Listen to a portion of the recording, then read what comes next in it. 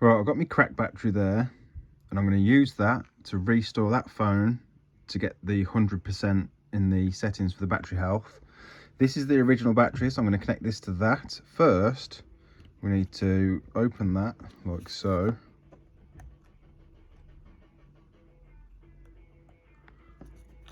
And then that needs to connect onto that battery like this. So I've strained it out and opened it up, and then we're going to click them together and then put this in the phone.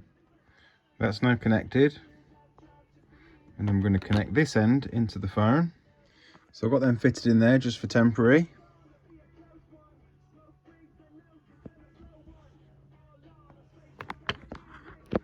Power it up.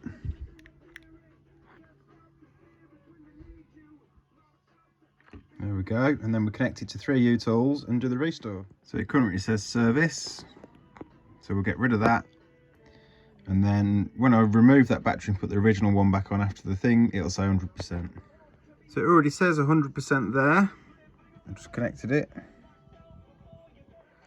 So we've got 100% on that, and then we're going to do a fix, which is going to be, we're going to click on Smart Flash. We're going to select the one that we want, and then click on Quick Flash, and then we're going to fix battery health. I'm not backing up anything. And then flash. So that's now flashed, beautiful. And that's 100%, so that's good. Now the battery settings is a bit further up the top, so we're going to click on that. The service mode is gone, and we're at 100% power. Perfect. And this is iOS 18. iOS 18. Look at that. Beautiful. Thank you very much. Goodbye. One more look at the battery health. 100%.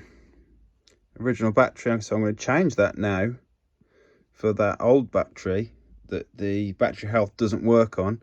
But I'm going to keep that original BMS and then spot weld it to the other battery because I don't like waste.